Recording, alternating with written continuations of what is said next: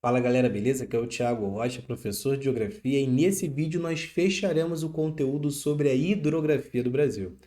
Se você ainda não é inscrito no canal, inscreva-se, deixe seu like nesse vídeo, vai me ajudar bastante e ajudar a crescer o canal. Então, sem muita enrolação, vamos direto ao ponto, dá uma olhada no slide aí, ó.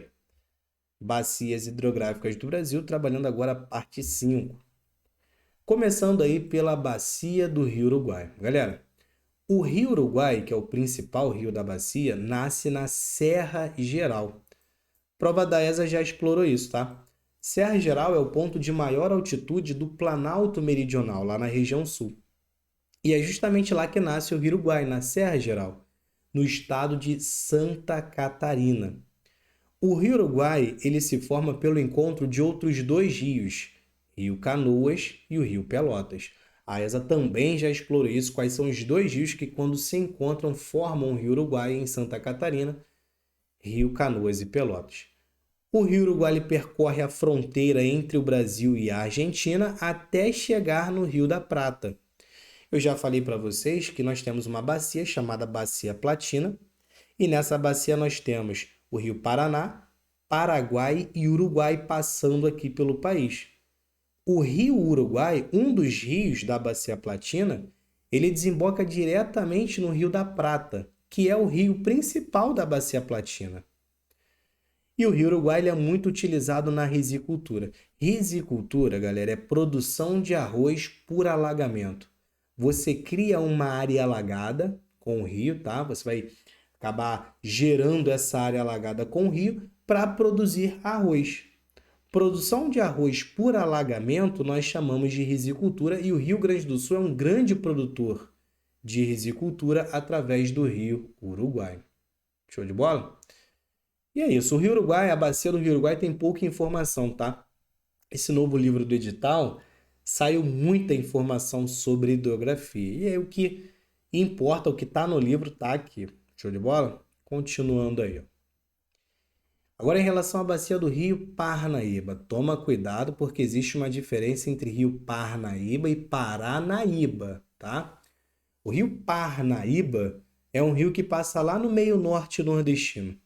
Esse rio fica na transição entre a região amazônica, uma região mais úmida, e o Nordeste, né? Só que esse rio, sempre que falar do Rio Parnaíba, tem que lembrar de uma região específica do Nordeste, tá? O Rio Parnaíba está no Nordeste, mas em uma região chamada de Meio Norte Nordestino, tá? Liga sempre o Rio Parnaíba ao Meio Norte Nordestino. Tem uma matéria que a gente trabalha que é regionalização no Brasil. E nessa matéria a gente trabalha as sub-regiões nordestinas. Uma dessas sub-regiões é o meio norte, onde você tem o rio Parnaíba. Eu coloquei aqui, ó, que a maioria dos afluentes são perenes na margem à esquerda e na margem direita do rio Parnaíba, os afluentes apresentam rios intermitentes. Como assim? Vamos com calma. Imagina que esse aqui, ó, é o rio Parnaíba, é o rio principal, o rio Parnaíba. Esse rio Parnaíba ele tem afluente. Ele tem afluente na margem à esquerda, do seu lado esquerdo do rio principal, beleza? E tem afluentes na margem à direita. Lembrando que afluentes são rios de menor porte que levam a água para o rio principal. O que acontece é que o rio Parnaíba ele fica entre a Amazônia está desse lado aqui à esquerda, e do outro lado, na outra margem do rio, margem à direita, o rio Parnaíba está próximo do sertão. Então, desse lado aqui, ó, na margem esquerda, pela proximidade com a Amazônia, os afluentes são perenes, são alimentados constantemente pela água da chuva. Afluentes perenes na margem à esquerda, pela proximidade com a Amazônia. Agora, na margem à direita, pela proximidade com o sertão, que é uma região mais seca, esses afluentes eles secam de vez em quando, são rios intermitentes, são afluentes sazonais, tá? Fica muito ligado nisso porque a prova ela pode falar, e ela já fez isso recentemente, se não me engano foi em 2020, em uma questão sobre bacias hidrográficas no ano de 2020, a ESA dizia que todo o rio Parnaíba, todos os afluentes da bacia do Parnaíba eram afluentes perenes. Mas você tem que lembrar que parte desses afluentes ficam próximos do sertão, por isso tem afluentes sazonais também, não tem só afluente perene. Show? Voltando aí, ó. No seu baixo curso, o rio Parnaíba é utilizado na risicultura também. Baixo curso do rio é a parte mais baixa. Tem o alto curso, que é a parte mais alta, médio curso e baixo curso, parte mais baixa, que é onde a água acaba acumulando. Você pode utilizar esse acúmulo de água, essa área alagada que acaba sendo criada, para plantar arroz. Então, ó, risicultura, nós acabamos de falar lá no Rio Uruguai. Mas no Rio Parnaíba, você também tem essa produção de arroz, tá? Só que a maior produção de arroz no Brasil fica no sul. O Rio Parnaíba ele é utilizado como divisor natural entre o Maranhão e o Piauí. Toma cuidado com isso aqui, porque muita gente acaba confundindo com o Rio São Francisco. O Rio São Francisco divide Sergipe e Alagoas. O Rio Parnaíba divide Maranhão e Piauí. E a foz do Rio Parnaíba é a foz em delta. A foz do Rio Parnaíba é considerado o maior delta das Américas, tá? Nós temos uma usina hidrelétrica famosa no Rio Parnaíba, que é a usina de Boa Esperança, lá no estado do Piauí. Agora olha essa imagem aqui, ó. Aí é a foz do Rio Parnaíba. Olha a quantidade de sedimento, de areia que fica acumulada aqui na foz do Parnaíba. E perceba que abre várias ramificações, vários outros rios menores. É a foz em delta, maior delta das Américas aí, foz do Rio Parnaíba. Show de bola?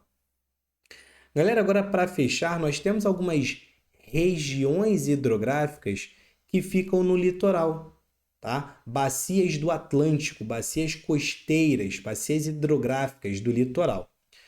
Recentemente, caiu na prova do Colégio Naval, então nós precisamos ter pelo menos noção sobre essas regiões hidrográficas, até porque elas estão no livro do edital, só que tem pouca informação sobre elas, então não precisa se prender muito a isso.